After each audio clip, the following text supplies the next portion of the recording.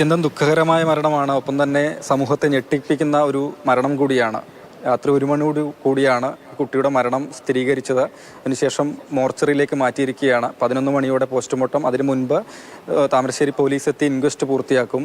എന്തായാലും അത്യന്തം ദുഃഖകരമായ കുട്ടി ജീവിതത്തിലേക്ക് തിരികെ വരുമെന്നൊരു പ്രതീക്ഷ അവസാന നിമിഷം വരെ ഉണ്ടായിരുന്നു. അതിനുള്ള പ്രാർത്ഥനയിലായിരുന്നു കുടുംബവും ഡോക്ടർമാരും ഒക്കെ ആയിരുന്നു എങ്കിൽ ഉണ്ടായിരുന്നത് എന്നതാണ്. അബോധാവസ്ഥയിലാണ് കുട്ടി ഉണ്ടായിരുന്നത്, ഷഹബാസ് ഉണ്ടായിരുന്നത് ഈ സംഘർഷം ഉണ്ടായതിന് തൊട്ടു പിന്നാലെ തന്നെ എന്നുള്ളതാണ്. എങ്കിൽ തന്നെയും കഴിയുന്നത്രയും ചികിത്സ നൽകി കൊണ്ടുവരാൻ കഴിയുമോ എന്നൊരു പ്രതീക്ഷയിലാണ്, ശ്രമത്തിലാണ് ഉണ്ടായിരുന്നത് എന്നതുകൂടിയാണ്. വ്യാഴാഴ്ച വൈകിട്ടാണ് ഈ സംഘർഷം ഉണ്ടാകുന്നത്. 2 സ്കൂളുകളിലെ വിദ്യാർത്ഥികൾ തമ്മിലാണ്.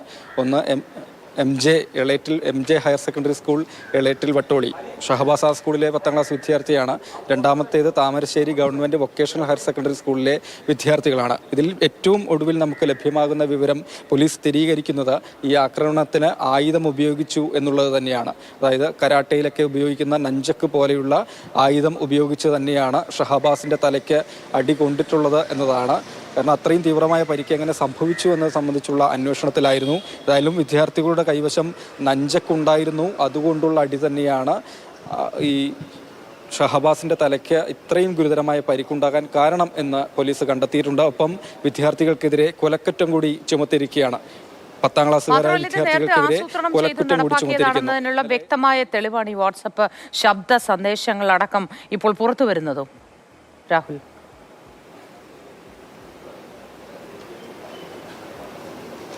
മോത്തി, അതുതന്നെയാണ് ഈ കുട്ടി മരിക്കുന്നതിന് മുൻപ് വരെ സംഘടിച്ചെത്തിയുള്ള ആക്രമണം, ഒപ്പം തന്നെ വധശ്രമം എന്നീ വകുപ്പുകളാണ് ചുമത്തിയിരുന്നത്. ഇപ്പോൾ അത് കൊലക്കുറ്റത്തിലേക്ക് മാറ്റിയിരിക്കുകയാണ്. വിദ്യാർത്ഥികൾക്കെതിരെ, 10ാം ക്ലാസ്സുകാർക്കെതിരെ കൊലക്കുറ്റം കൂടി വന്നിരിക്കുകയാണ്. കൃത്യമായ ആസൂത്രണം ഉണ്ടായിരുന്നു എന്ന കാര്യത്തിൽ സംശയമില്ലാതെ സാധൂകരിക്കുന്ന തെളിവുകൾ തന്നെയാണ് പുറത്തു വന്നിട്ടുള്ളത്. അപ്പം ഈ ഞായറാഴ്ചയാണ് ഫെയർവെല്ലിനിടെ ഉണ്ടായിരുന്ന വാക്കുതർക്കങ്ങളാണ് പിന്നീടുള്ള ഈ അടിപിടിയിലേക്ക്, കുട്ടിക്ക് ജീവൻ നഷ്ടമാകുന്ന അടിപിടിയിലേക്ക് കാര്യങ്ങൾ കൊണ്ടുചെന്ന് എത്തിച്ചിരുന്നത്. താമരശ്ശേരിയിലെ സ്വകാര്യ ട്യൂഷൻ സെൻറ്റർ, അവിടെ പഠിക്കുന്ന വിദ്യാർത്ഥികളുടെ 10ാം ക്ലാസ്സുകാരുടെ ഫെയർവെല്ലായിരുന്നു ഞായറാഴ്ച നടന്നിരുന്നത്. ഈ പരിപാടിക്കിടെ എളേറ്റിൽ സ്കൂളിലെ 2 വിദ്യാർത്ഥികൾ, ഒരു ആൺകുട്ടിയും പെൺകുട്ടിയും കപ്പിൾ ഡാൻസ് കളിച്ചു എന്നുള്ളതാണ്. മൊബൈൽ ഫോണിൽ പാട്ട് വെച്ചുകൊണ്ടാണ് ഡാൻസ് കളിച്ചിരുന്നത്. പക്ഷേ ഈ ഡാൻസ് പൂർത്തിയാകുന്നതിന് മുൻപ് തന്നെ മൊബൈൽ ഫോൺ തകരാറായോ മറ്റോ പാട്ട് ഓഫായി. അപ്പോൾ താമരശ്ശേരി സ്കൂളിലെ വിദ്യാർത്ഥികൾ കൂകി വിളിച്ചു, കളിയാക്കി. അങ്ങനെ ഈ 2 സ്കൂളുകളിലെയും ഡാൻസ് കളിച്ച കുട്ടികളുടെ സുഹൃത്തുക്കളടക്കമുള്ള എളേറ്റിൽ സ്കൂളിലെ വിദ്യാർത്ഥികളും താമരശ്ശേരി സ്കൂളിലെ വിദ്യാർത്ഥികളും തമ്മിൽ അവിടെ വച്ച് തന്നെ വാക്കുതർക്കമുണ്ടായി. അധ്യാപകർ ഇടപെട്ട് ആ രംഗം ശാന്തമാക്കി. പക്ഷേ പിന്നീട് ഇങ്ങോട്ട് സോഷ്യൽ മീഡിയ വഴി ആ രീതിയിൽ തന്നെയുള്ള വെല്ലുവിളിയും ഒക്കെ തന്നെ തുടർന്നു എന്നതാണ്. പ്രത്യേകിച്ച് സോഷ്യൽ മീഡിയ ഇൻസ്റ്റഗ്രാം വഴിയാണ് കാര്യങ്ങൾ കൂടുതലായി ഈ വെല്ലുവിളി അടക്കം ചാറ്റുകളടക്കം നടന്നിരുന്നത്.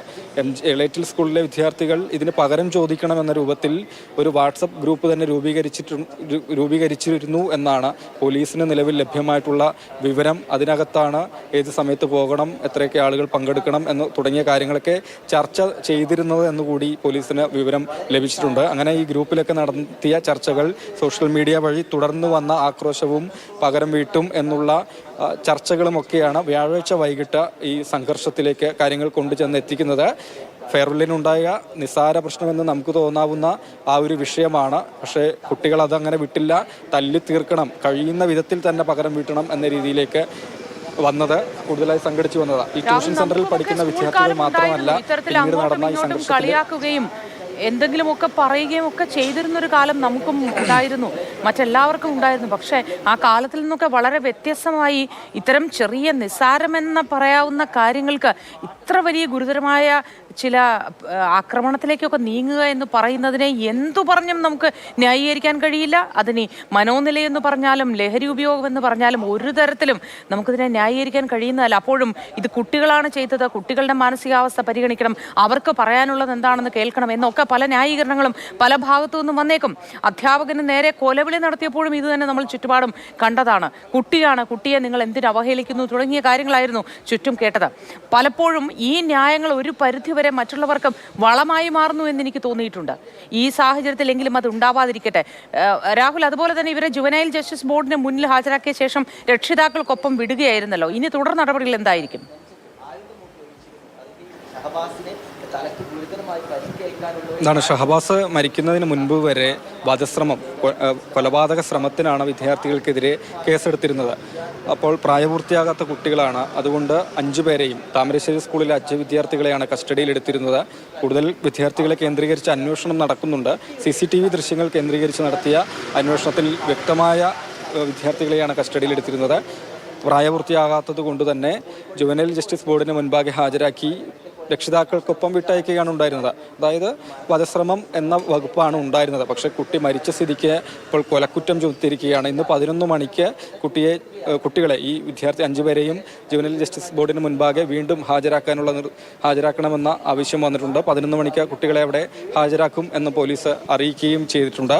ഒപ്പം തന്നെയാണ് മൂത്തി ഈ കൊല്ലപ്പെട്ട ഷഹബാസിൻ്റെ പിതാവ് പറഞ്ഞത്, വിദ്യാർത്ഥികൾ മാത്രമല്ല 10ാം ക്ലാസ്സുകാർ സംഘടിച്ചെത്തി അടിച്ചാൽ തന്നെയും ഇത്രയും ഗുരുതരമായ പരിക്ക് മകൻ്റെ തലയ്ക്ക് ഏൽക്കില്ല. അപ്പോൾ മുതിർന്ന ആളുകൾ, കുട്ടികൾ കൂട്ടിക്കൊണ്ടുവന്ന പ്രായമായ ആളുകൾ കൂടി സംഘർഷത്തിൻ്റെ ഭാഗമായി എന്നൊരു പരാതി പറഞ്ഞിരുന്നു. പക്ഷേ നിലവിൽ ദൃശ്യങ്ങൾ പരിശോധിച്ചതിൽ നിന്ന്, ദൃക്സാക്ഷികളിൽ നിന്ന് ചോദിച്ച് മനസ്സിലാക്കിയതിൽ നിന്ന് വിദ്യാർത്ഥികൾ മാത്രമാണ് അടിപിടിയുടെ ഭാഗമായിട്ടുള്ളതെന്ന വിവരമാണ് പോലീസിന് കിട്ടിയിട്ടുള്ളത്. പക്ഷേ അവർ സംഘടിച്ചെത്തിയ സമയത്ത് ആയുധവും കൈവശം. നടപടികൾ പോസ്റ്റ്മോർട്ടം അടക്കമുള്ള കാര്യങ്ങളുണ്ടോ, മറ്റ് വിശദാംശങ്ങൾ എന്താണ്, എപ്പോഴാണ് ഈ സംസ്കാര ചടങ്ങുകളിലേക്കൊക്കെ കടക്കുക, അതിന്റെ വിശദാംശങ്ങൾ കൂടി പങ്കുവയ്ക്കുക.